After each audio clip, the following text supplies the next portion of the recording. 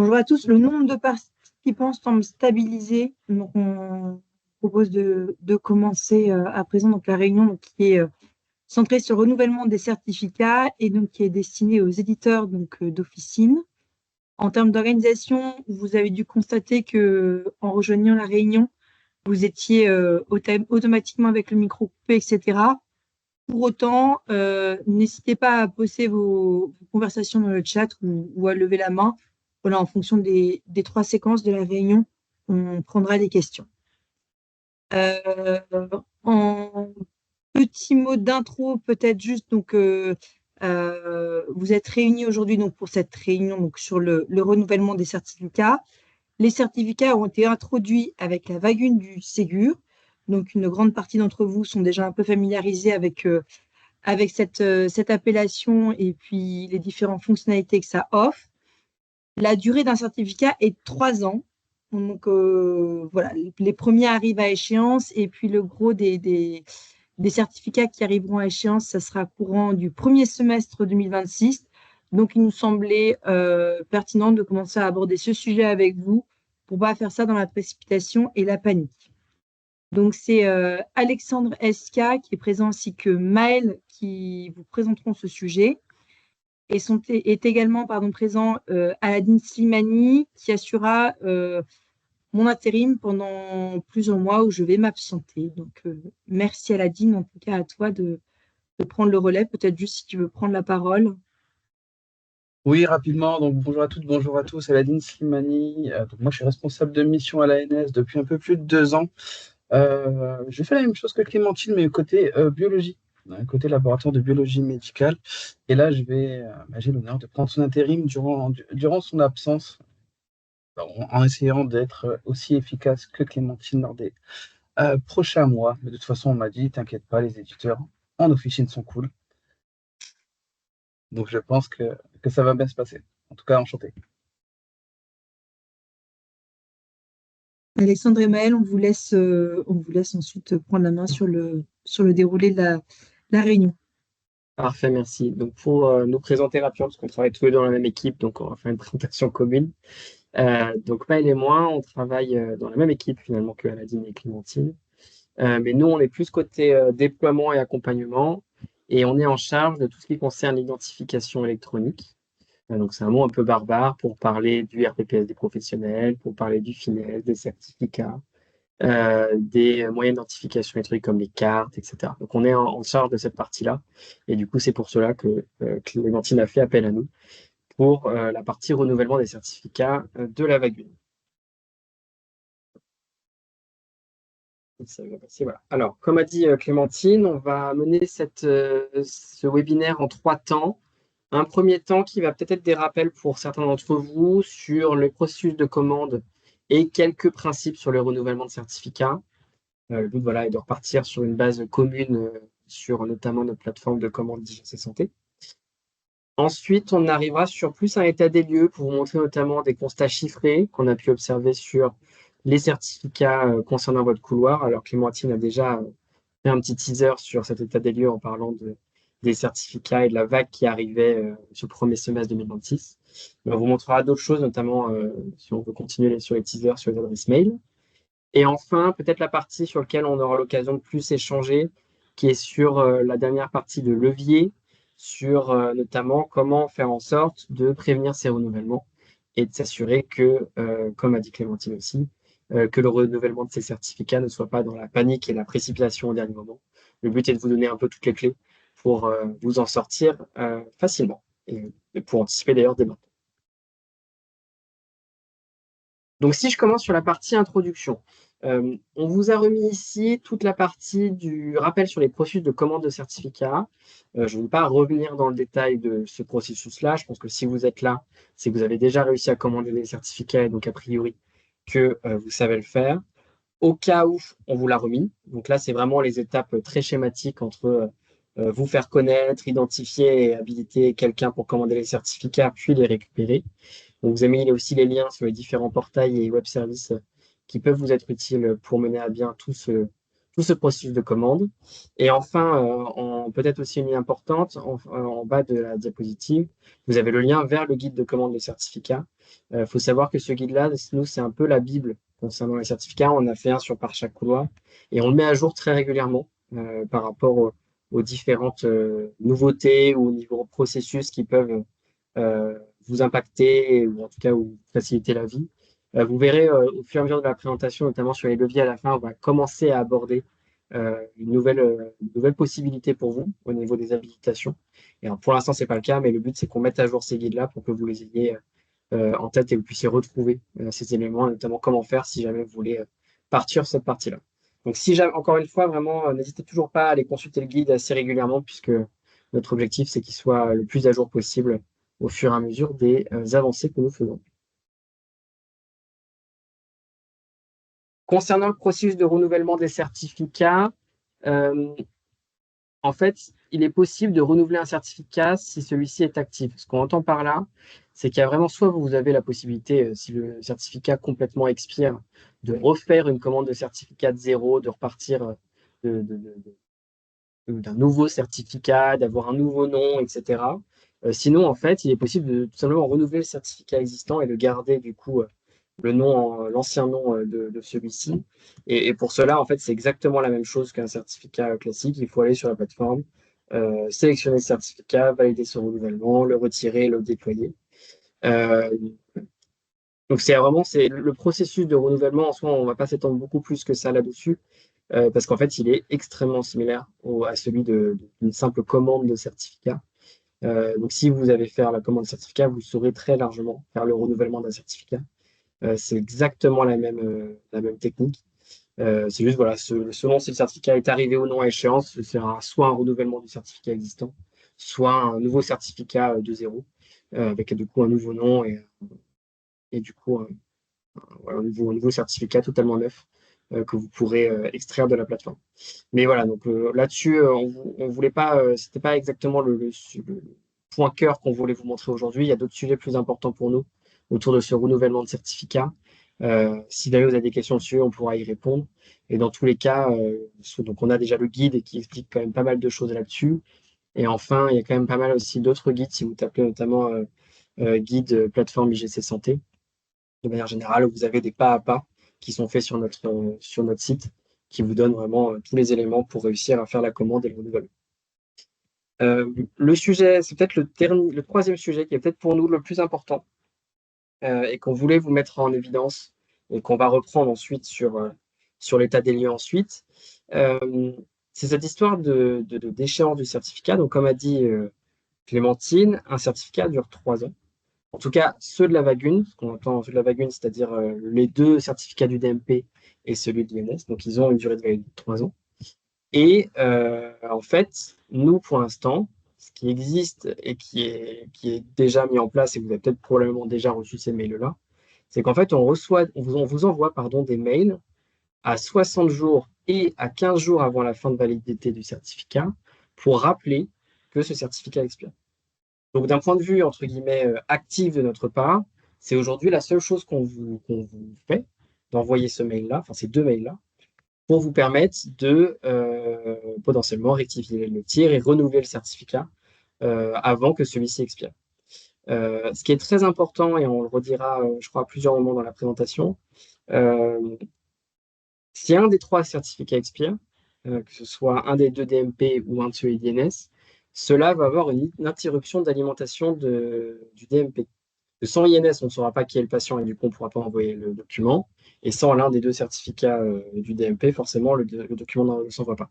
Donc, c'est très important que ces 3 certificats soient en règle. Et du coup, d'autant que nous, on fait ces mails-là pour vous permettre de vous en assurer. Alors, la question que vous allez probablement me poser, c'est d'où proviennent ces mails-là. Surtout qu'en 3 ans, ça peut vite quand même changer et évoluer. En fait, quand vous commandez les certificats, toute commande de certificat, que ce soit sur la plateforme IGC Santé, si vous le faites à la main, un par un, ou si vous faites à l'aide de l'API pour récupérer une masse de certificats pour que ce soit peut-être plus simple et industrialisable, vous devez renseigner tes mails. Donc, soit ce qu'on appelle mail de l'acteur, donc c'est celui qui fait la démarche, donc on vous demande de mettre un mail à ce moment-là, soit une personne à informer, donc potentiellement un client, ou même si vous voulez mettre une deuxième personne au sein de votre structure, c'est possible aussi. En tout cas, nous, on conserve ces mails-là, et c'est à ces adresses mail-là qui est envoyé au moment de la commande une confirmation de la commande, une confirmation du retrait du certificat. Et ensuite, 60 jours et 15 jours avant l'expiration du certificat, un mail pour rappeler que le certificat va expirer. Donc, ces clés-là sont très importantes et c'est là-dessus qu'on se base pour faire ces envois. Voilà vraiment sur l'introduction. Probablement, vous savez déjà tout ça, mais on veut remettre un petit peu, on veut redire un peu les choses pour s'assurer qu'on part tous de la même base sur la suite. De ce que je vois, alors j'ai gardé un œil sur la conversation, j'ai pas l'impression qu'il y ait de questions. Mais voilà, n'hésitez pas si jamais vous en avez, je pourrais y répondre au fur et à mesure. On reste en petit comité, donc je pense qu'on peut les prendre sans problème au fur et à mesure de la présentation. Donc pour la suite, on va enchaîner plutôt sur l'état des lieux. Donc là, on va rentrer plus dans le dur chiffré des certificats qui vous concernent sur le couloir officine. Le premier, c'est déjà qu'en termes de volume général, vous êtes de très loin le couloir avec le plus de certificats. On parle donc un peu plus de 20 000 officines et quasiment 130 000 certificats pour l'ensemble de ces officines, ce qui est énorme. Vous êtes de très loin, je crois que le deuxième est à 50 000 de certificats. Non, vous êtes là-dessus. C'est pour ça qu'on prend un temps avec vous pour vraiment anticiper ce renouvellement, parce qu'on estime, enfin, on espère que ce soit faisable pour vous aussi dans les délais. Vous allez voir dans la suite de la présentation, et ça c'est une règle à avoir en tête, comme nous on considère que si un des 3 certificats expire, l'alimentation UDMP n'est plus possible. Nous, ce qui va nous intéresser, c'est finalement la date de la première rupture de certificat. Premier certificat qui a expiré. Merci. Fait casser tout le service. Fait casser tout le service. On prend pour référence cette première date. Donc voilà, c'est pour ça que on prend cette chose-là. Petit aparté sur ce chiffre quand même de 130 000 qui paraît gros. On pourrait se dire qu'il y a besoin de 3 certificats par officine. Qu'il y a 2 certificats d'IMP et un certificat INS qui sont à déployer sur une officine. On peut éventuellement se dire qu'il y a 4 certificats possibles, parce que l'INS, je pense que vous savez, il y a soit un appel à INS manuel, soit un appel à INS automatique. Donc, il y a une règle INSI manuel, INSI auto dans les règles de nommage du certificat. Donc, on pourrait se dire qu'on peut accepter 4 certificats en se disant que vous laissez la possibilité sur les 2. En revanche, là, on a un facteur 6 à peu près entre le nombre de certificats et le nombre de G, nombre d'officines. Donc, ça veut dire qu'il y a des certificats en trop, en doublon, qui du coup ne sont pas utiles. Qu'on a du coup, nous, on ne sait pas lesquels sont utiles ou pas. On n'a pas l'information de ça, donc on les compte ici.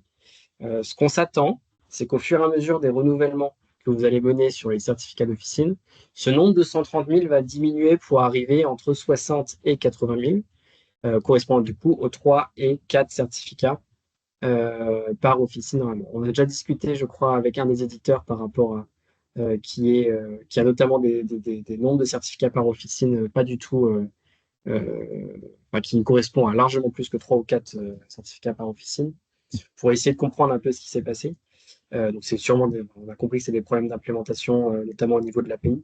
Donc a priori, ce chiffre va diminuer, donc soyez pas étonnés si jamais ce chiffre est quand même très très bon. J'en profite, je vois une question sur à partir de quelle échéance peut-on demander le renouvellement du certificat Alors quand on veut, mais je crois que en fait, ce qui se passe, c'est que vous avez la main en fait dans tous les cas pour commander un certificat à le remplacer. Donc en soi, quand on veut, la réponse marche. Mais le bouton renouveler un certificat n'apparaît pas autant à l'avance qu'on voudrait. Il n'apparaît pas 6 mois, 1 an à l'avance. Et pour moi, c'est à partir du moment où vous recevez le premier mail des 60 jours, où là, vous avez la possibilité de cliquer dessus et du coup de pouvoir renouveler un certificat existant. Et j'en profite, je prends la deuxième question. On gère d'autres certificats que DMP INSI, d'autres services utilisent aussi les certificats. Oui, On sait que vous avez commandé d'autres certificats pour les officines. En revanche, nous, ici, on prend les certificats qui ont été marqués comme utilisés pour le DMP et l'INS uniquement. Donc, on a enlevé effectivement tous les certificats autres que vous pouviez utiliser pour plein d'autres choses, parce qu'ici, ils ne concernent pas l'alimentation et le DMP. Donc, c'est possible que, pour une raison, voilà, on comprendrait, parce que je crois que c'est au moment de la commande du certificat que vous disiez, ici, c'est assez simple pour INSEE Manuel, INSEE Auto. DMP, c'est un peu plus flou sur le nommage des certificats. Donc, on pourrait comprendre que par moment, c'est pas forcément hyper simple de les cibler. Donc, peut-être qu'on surestime un peu le chiffre et qu'on prend d'autres certificats qui ont d'autres usages. C'est tout à fait possible aussi. Mais en tout cas, nous, dans nos rapports qu'on a et des informations qu'on récupère de l'IGC Santé, ils font partie des certificats utilisés soit pour le DMP, soit l'INS. L'idée, c'est de présenter la première date à laquelle vous allez être confronté avec un renouvellement de certificat pour tester en fait le processus de renouvellement. Est-ce que vous recevez bien le mail? Est-ce que vous savez comment faire? C'est pour ça qu'on a pris cette date-là. C'est la première date qui nous intéresse, qui vous intéresse d'ailleurs plutôt. Et d'ailleurs, pour arrêter le suspense, donc voici la courbe. Donc là, on a réfléchi en nombre d'officines, dont le premier certificat sur les 3 ou plus en fonction des officines arrive à expiration. Et du coup, ça rejoint ce que disait Clémentine tout à l'heure, où on a grosso modo plus de 90% des officines qui ont un premier certificat qui expire sur le premier semestre 2026. Donc c'est quand même assez impressionnant. En tout cas, on pense qu'il y a eu un déploiement très concentré sur cette période-là. Et du coup, c'est pour ça qu'on voulait échanger avec vous dès maintenant pour laisser quand même un semestre entier pour anticiper cette masse non négligeable de certificats qui sera probablement à renouveler ou changer sur cette période assez réduite dans le temps. J'en profite aussi parce que je pense qu'il va y avoir une deuxième question. On vous montrera tout à l'heure une manière de savoir comment récupérer et suivre vos certificats. Dans tous les cas, on a prévu, par Clémentine, de vous envoyer un tableau par éditeur. Donc, chaque éditeur recevra le sien. Des certificats, en tout cas ceux qu'on a nous, notés comme DMP ou INS. Et du coup, ça permettra, pour refaire le rebond sur la question de Monsieur Simile Descroissances, ça vous permettra de faire le tri si éventuellement certains certificats ne concernent pas le DMP et l'INS, et peut-être sont des certificats qui ne sont plus utilisés, pour que vous puissiez ajuster au plus juste. Alors, on vous a remis ici un tableau. Alors, je vais essayer de l'expliquer pour qu'il soit le plus simple pour vous que vous ayez aussi une possibilité de avoir en tout cas une idée par éditeur. Donc, on n'a pas mis les chiffres en absolu pour des raisons forcément de concurrence. Ce qu'on a mis ici, c'était par rapport à l'ensemble de vos certificats par éditeur, la part des certificats la part de la structure dont le premier certificat expire par mois. Donc, si je vais prendre un cas simple pour essayer que ce soit un peu plus clair. Si je prends la première ligne CEPI, si j'enlève les autres, en fait, sur l'ensemble de ces clients, on a 57% d'entre eux dont le premier certificat expire en juillet 2026. 25% en juin 2026, 15% en août 2026, 3% en mars et 1% en mai. L'idée, c'est que vous voyez, vous, par éditeur, vous ayez une vision assez macro sur quand est-ce que la grande charge de travail risque d'arriver par rapport aux changements et aux modifications au renouvellement de ces certificats. Donc, par exemple, MC 2000 a fait un énorme déploiement en mars 2026, par exemple. Voilà. Donc, de la même façon, quand vous aurez vos chiffres, vous les aurez totalement. Enfin, quand vous aurez vos Excel, vous pourrez refaire plus en absolu pour que vous puissiez avoir une vision peut-être un peu plus précise de ces volumes. Autre sujet, comme tu as dit tout à l'heure, qui est pour nous très important, c'est les fameuses adresses mail. Vu que nous, c'est la seule manière qu'on peut vraiment, en tout cas en actif de notre côté, en proactif, vous envoyer de l'information, c'est un peu le seul moment où on informe qu'il y a des certificats qui expirent. On s'est amusé à récupérer l'ensemble des adresses mail associées à l'ensemble des certificats sur chaque couloir, mais en l'occurrence le vôtre aussi. Et on s'est amusé à tester les adresses. Il y a des outils qui existent, dont nous on a une licence, qui permettent de regarder de tester une liste d'adresses mail et de voir celles qui répondent, celles qui ne répondent pas. Sachant que nous, on considère qu'une adresse mail ne répond pas si elle ne peut pas recevoir un mail simplement, donc c'est-à-dire soit l'adresse mail n'existe plus, soit il y a un CAPTCHA dessus, Et du coup, comme nous, c'est des mails automatiques, personne ne peut s'amuser à valider chaque CAPTCHA pour que vous puissiez recevoir le mail. Donc, s'il y a quelque chose de sécurité qui risque de bloquer la réception d'un mail, d'une adresse mail que vous ne connaissez pas encore, on considère que c'est une adresse mail qui n'est pas valide, puisque vous ne recevez pas ce mail. Sur toutes ces adresses mail-là, donc sur vraiment de manière absolue, sur tous les certificats dont on parlait tout à l'heure, donc les 130 000 certificats, on a sur l'ensemble des établissements, on a sur les établissements, pas sur les certificats, donc sur les 20 000 établissements, on a 61% d'entre eux qui ont au moins une adresse juste sur les 3-4 certificats, voire plus, dont ils sont équipés. Si on regarde par éditeur, la différence est assez forte. On a par exemple Everis qui est à 100%, donc les clients d'Everis, en tout cas les adresses mail associées aux clients d'Everis reçoivent tous les mails, ça n'y a pas de sujet. Et après, par contre, on a par exemple SmartRx qui n'est plus qu'à 3%. Donc on a une vraie disparité là-dessus par rapport à ces adresses mail-là. Je sens que c'est le pire scénario possible qu'on vous présente. On a pris, il y a quand même 128 000 certificats. Vous ne pouvez pas tester toutes les adresses de tous vos certificats. Donc, on a pris le premier, donc celui qui arrive à l'échéance en web pour regarder son adresse mail. Ce qui veut dire que s'il y avait, dans le meilleur des scénarios, plusieurs adresses mail pour un seul établissement, on ne les a pas toutes regardées. Donc, ce que veut dire le 100%, c'est qu'on est sûr que pour Everis, il y a au moins une adresse de 100% de ces établissements qui est valide. Par contre, ce qui veut dire aussi, c'est pour, je sais plus l'exemple que tu prenais, pour SmartRx, par exemple, on n'est pas sûr. Il y a peut-être aussi 100% d'adresses qui sont valides, donc au moins une par établissement, mais sur celles qu'on a testées, on est sûr qu'il n'y en avait que 3% qui étaient OK pour l'ensemble de ces établissements. Donc, c'est vraiment le scénario catastrophe, on va dire. Après, ce qu'on veut dire aussi, c'est que vu la base de certificats que vous avez, vu le volume de clients que vous avez, il est probable que vous n'attendez pas nos mails, vous avez d'autres manières de suivre que nos mails. Et on comprend entièrement, il n'y a pas de sujet. Donc potentiellement, si ceux qui ont notamment un pourcentage très faible ont d'autres façons de suivre les certificats et ont d'autres manières peut-être internes de gérer ces futurs renouvellements, du coup, ce chiffre-là n'est pas intéressant pour vous. C'est vraiment juste, on voulait juste vous donner un point de vue sur les certificats, où nous, c'est un peu la seule action qu'on fait, et du coup, forcément, on la regarde. Et j'en profite d'ailleurs, de la même façon, on s'est amusé. Si on prend l'ensemble des adresses mail qui ne sont pas valides, on s'est amusé à regarder comment ça se répartit par mois. Donc, si je prends par exemple, reprends CEPI où il y avait 96% des adresses mail qui n'étaient pas valides, si on sépare les 96%, il y en a 54 en juillet, 25 en juin, etc. Voilà, ça peut donner un ordre d'idée sur potentiellement, à un moment, si vous dépendez des mails, encore une fois, à un moment où vous risquez d'être un peu plus aveugle sur les échéances des certificats. Encore une fois, vous aurez les données brutes en absolu ensuite par Clémentine. Donc vous pouvez faire l'analyse que vous souhaitez ensuite sans problème.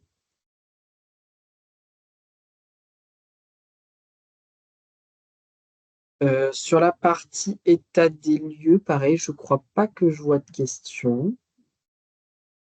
Ou en tout cas, les questions qu'il y a eu, on a pu y répondre en même temps en live. Ce que je vous propose maintenant, c'est de passer sur la partie levier pour prévenir les renouvellements. Donc l'idée ici, c'est de vous présenter un peu des actions que vous pouvez mettre en place. Alors il y a les adresses mail, on a déjà discuté, mais il y a sûrement d'autres choses qui peuvent faciliter ou en tout cas vous permettre plus facilement, plus fluidement peut-être, le renouvellement de ces certificats. Alors, la première, qui est une fonctionnalité qu'on n'a peut-être pas vraiment fait la promotion jusqu'à présent et on voit vraiment l'intérêt aujourd'hui, c'est que sur la plateforme IGC Santé, et d'ailleurs, vous pouvez aussi le faire sur l'API si vous êtes connecté à l'API de commande de certificats, en fait, vous pouvez suivre les certificats que vous avez. Donc, si vous allez sur cette plateforme, et je vous montrerai après l'enchaînement de séquences pour y arriver, vous pouvez regarder par offre de certificats l'ensemble des certificats que vous avez commandés. Et sur ces certificats que vous avez commandés, vous avez la date de début, la date de fin, le type de certificat, l'usage que vous faites de ce certificat, s'il est actif, pas actif, etc. Et ça peut vous permettre, de ce fait, d'anticiper et de voir de manière continue les renouvellements de certificats. Parce que là, on parle à un instant T, on a fait une analyse à un instant T. Voilà, il y a peut-être un débat sur quand dans un an, peut-être on pourra toujours refaire ce même travail-là. Et du coup, là, de votre côté, vous pouvez être autonome totalement, vous pouvez ne pas dépendre de nous pour suivre tous ces certificats. Ce qu'il est possible de faire aussi sur cette plateforme, parce qu'on peut comprendre que la visibilité, là, on a par exemple 140 produits, ce qui reste assez réduit. Mais si vous êtes, enfin là, on parle de 130 000 certificats divisés entre vous. Donc ça peut être un peu lourd de regarder juste sur la plateforme. Ce qu'il est possible de faire, c'est que vous pouvez faire une extraction. En fait, sur cette page-là, je crois qu'on vous descendez tout en bas. Si je ne me trompe pas, je crois que c'est en bas. Vous avez un bouton, vous pouvez extraire en format CSV toutes ces données-là qui vous concernent. Et du coup, derrière, potentiellement, de faire vos analyses sur vos propres fichiers ensuite. Donc, si jamais vous avez soit perdu de vue certains certificats, vous voulez vérifier certaines choses, voilà, n'hésitez pas à utiliser cet outil qui, du coup, vous rend totalement autonome et vous évite une dépendance de l'autre côté pour le suivi de ces certificats. Dans tous les cas, nous, on va vous envoyer une version à un instant T pour commencer très prochainement avec des analyses un petit peu plus poussées qu'on a commencé à faire. Mais dans tous les cas, a posteriori, d'ici 1 an, 2 ans, bah, vous avez toujours cette possibilité pour faire vos propres analyses et vos propres suivis autour de ces certificats. Pour y accéder, c'est assez simple. Alors là, je présente la méthode vraiment sur la plateforme IGC Santé. Sur la méthode API, c'est un script à écrire. Je l'ai pas mis ici, n'étant pas assez technique pour pouvoir vous fournir. Mais il y a des guides sur l'API qui l'explicitent très bien. Du coup, il suffit juste de se connecter sur la plateforme IGC Santé. Et je pense que vous connaissez peut-être le demander ou retirer, qui est peut-être les outils que vous utilisez pour commander et récupérer les certificats. Mais en fait, il y a un troisième bouton qui s'appelle Suivre. Et en fait, si vous recliquez ensuite sur Suivi des certificats, vous allez avoir un formulaire où vous demandez quels sont les certificats que vous voulez suivre, notamment par rapport à l'offre. Donc, des certificats serveurs, des certificats organisation, etc.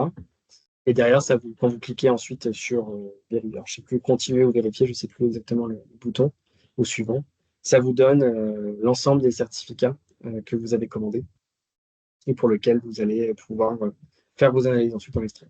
Et donc, ça vous donnera exactement cette vision que je montre ici. Donc ça, c'est la première partie sur le suivi qui vous permet vraiment d'être totalement autonome là-dessus. Et on vous invite très fortement à y aller pour suivre vos certificats si vous en avez besoin. Ensuite, il y a deux autres un petit et un gros quand même, une grosse fonctionnalité qui vous aidera à pérenniser, en tout cas sur la partie commande des certificats. La première, quand on parle des adresses mail, on en a beaucoup parlé tout à l'heure. Ce qu'on invite fortement, on l'avait commencé déjà à l'écrire dans les guides, mais tant qu'à faire, on veut vous le redire, c'est que on vous invite fortement comme adresse mail, alors déjà potentiellement de saisir 2 parce que ce sera forcément plus viable, mais de vraiment pas mettre d'adresse mail personnelle, parce qu'en 3 ans, c'est facile d'avoir quelqu'un qui s'en aille de l'organisation et du coup de perdre la main sur ce mail-là. Et du coup, vous allez mettre plutôt un mail de service qui du coup est peut-être plus viable avec un service qui partage entre les différents administrateurs techniques, par exemple. Première chose. Et la deuxième chose, de faire en sorte que cette adresse mail-là passe, donc c'est-à-dire sans captcha, parce que malheureusement, si on a un, on est bloqué. Ce qu'il faut savoir aussi, et c'est une fonctionnalité qu'on est en train d'essayer de travailler pour que ce soit possible, c'est qu'une fois que vous avez saisi une adresse mail qui est associée à un certificat, il n'est pas possible de la modifier. Donc une fois que c'est écrit, c'est écrit. Donc voilà. Donc c'est pour ça qu'on vous invite très fortement à faire vraiment des adresses mail génériques, en tout cas de service, et sans captcha, pour vraiment s'assurer que vous receviez tous les mails si vous dépendez des adresses mail encore une fois et que vous n'avez pas un suivi autre. Sachant que dans tous les cas, si imaginons que vous n'avez pas reçu, vous ne recevez pas les mails, vous avez toujours l'outil de suivi que je vous ai montré juste avant pour suivre les certificats et la date de fin de validité. Donc ça, c'est la première chose. La deuxième chose, qui est une fonctionnalité qui à venir, mais qui à venir Normalement, là, cette semaine. voilà, vraiment très proche. On a d'ailleurs l'expert Frédéric dans la réunion si vous avez des questions. C'est qu'on a de nouvelles possibilités sur la partie habilitation pour qu'une personne puisse retirer les certificats pour le compte d'une autre. Aujourd'hui, la seule façon de faire, c'est que vous habilitez, enfin, l'officine habilite, soit chez eux s'ils ont besoin, mais habilite une personne physique au sein de l'éditeur pour que c'est l'éditeur, enfin la personne physique au sein de l'éditeur, commande des certificats pour le compte de l'officine. Donc ça, c'est le chemin classique qu'on avait déjà fait avec le formulaire 413, portail des habitations. Voilà, je pense que vous connaissez tous. Le seul sujet que ça pose, c'est que si jamais cette personne s'en va, il faut refaire tous les droits de demande d'habilitation pour pouvoir renouveler et s'assurer que la nouvelle personne qui remplace la personne partie redevienne administrateur technique. Ce qui est quand même fastidieux, on comprend. Et du coup, il y a une nouvelle fonctionnalité qui arrive, qui va arriver ou qui arrive,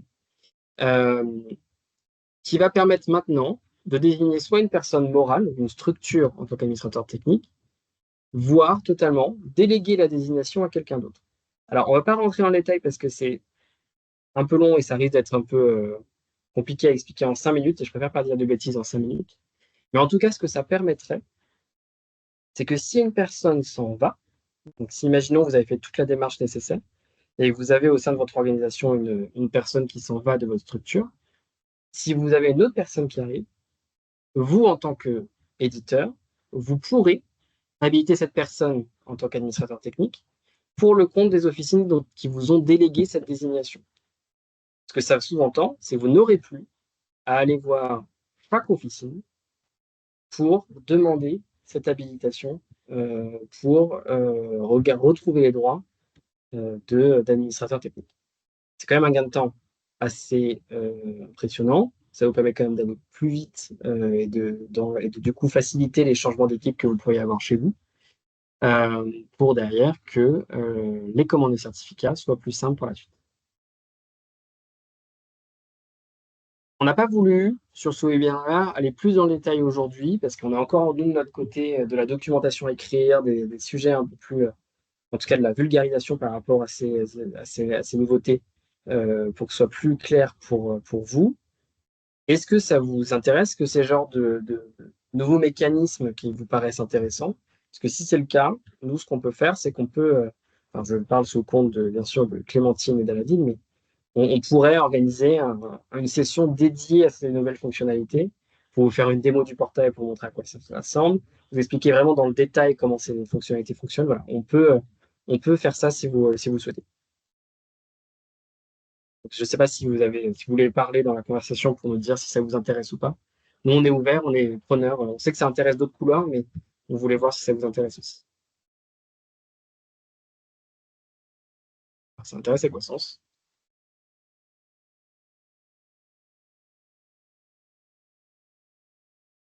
Pour votre information, donc on organisera un webinaire à destination des éditeurs de médecine de ville où on va présenter en fait cette délégation avec désignation administrateur technique parce que les certificats n'ont pas été déployés en vague 1. Donc pour la médecine de ville, c'est vraiment un enjeu d'équiper les structures en certificats. Donc les certificats que vous connaissiez. Donc on va organiser ça avant l'été. Ce qu'on vous propose, c'est qu'on vous inclut dans les invitations. De toute façon, ça sera une présentation qui sera générique, qui sera vraiment axée sur le portail et qui sera co-animée donc, par la Task Force Médecine de Ville. Donc, vous retrouverez des interlocuteurs que vous connaissez déjà. Donc, vous aurez Sandra Malak côté DNS sur Médecine de Ville et moi-même ou Magali Robert qui assurera mon intérim. Et puis vraiment sur l'outil en soi, ce sera Frédéric Coutel ici présente, voilà, qui sera plus à même aussi de vous faire une présentation très opérationnelle du portail. Frédéric, est-ce que tu souhaites ajouter un mot? Je crois qu'il faut qu'on te débloque peut-être les... Je crois, oui. Je n'ai pas pu l'ajouter en tant que présentatrice. Mais en tout cas, on note en tout cas que ça vous intéresse. Vous êtes plusieurs à nous avoir noté ce besoin. Bonjour à tous. Oui, il n'y a pas de souci. Moi, effectivement, je pourrais vous voilà, je préparais une petite présentation que j'essaierais d'orienter vers des besoins qui pourraient être les plus adaptés pour tout ce qui est couloir médecine de ville officine, qui ont des problématiques un peu similaires. Et donc voilà, je me tiendrai à disposition et pour la présentation et pour répondre aux éventuelles questions qui suivront. Il y a déjà Monsieur Badway qui nous pose une. Ah pardon, Alexandre a déjà répondu. Pardon. Pas de souci. De notre côté, c'était tout ce qu'on voulait vous montrer. Je ne sais pas s'il y a des questions. Après, on avait prévu d'autres diapos sur ces sujets-là, hein. Si vous voulez qu'on aille plus en détail, on peut dès maintenant, c'est comme vous voulez. C'est comme tu veux, Clémentine, c'est toi la chef. Non, je pense qu'il faut qu'on reste. On fasse les sujets les uns après les autres. Je pense qu'on risque de semer plus de confusion qu'autre chose. Je pense que c'est déjà assez complet. Donc, comme le disait Alexandre, on va envoyer à chacun des éditeurs ici présents voilà, le fichier avec les données qui le concernent. Ça sera voilà, pour vous Vous avez eu un petit teaser avec les différents tableaux qui ont été présentés par Alexandre. Maintenant, on rentrera plus au niveau micro et en ce qui vous concerne avec vos clients par une liste beaucoup plus détaillée et exhaustive. Alors, je vois comptation de croissance, mais j'ai. Ah. Est-ce qu'il est possible d'avoir des certificats de test qu'on peut renouveler? C'était plus pour toi, Frédéric. Voilà, je ne suis pas sûre. Il faut que je me renseigne sur les certificats de test. Je ne sais pas trop si l'option de renouvellement est proposée. Je me renseigne et je vous répondrai.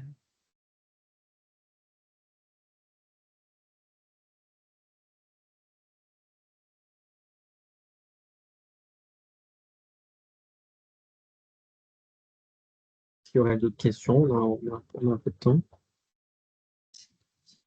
Mais ils peuvent les renouveler, mais il faut qu'ils aient 3 ans. C'est pour ça. Oui, c'était les 60 jours dont tu parlais, Alexandre, à partir du moment où tu peux faire le renouvellement. Donc, Ouais. Monsieur Simil, votre question, c'est dire que même sur les certificats test, il faut attendre qu'ils aient 3 ans pour faire le renouvellement. C'est un petit peu ça que vous. Nous n'avons pas regardé les autres. Ok, très bien.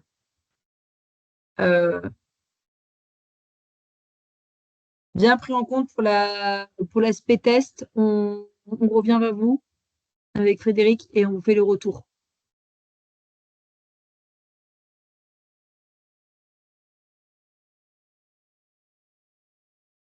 Je n'ai pas l'impression qu'il y ait d'autres questions pour l'instant.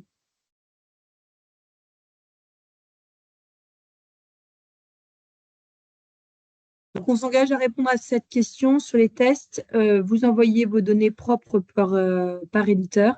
Et puis, n'hésitez pas, vous avez en tout cas nos contacts au niveau de la task force pour nous poser les questions. Vous avez également le portail espace identifié, voilà, qui sont dans tous les cas des canaux qui permettront de répondre à vos questions. Merci à tous pour votre participation et puis n'hésitez pas s'il y a des questions qui reviennent à l'issue de cette réunion.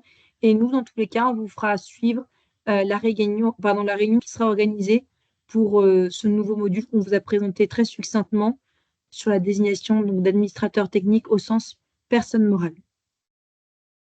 Voilà. Bonne fin de journée.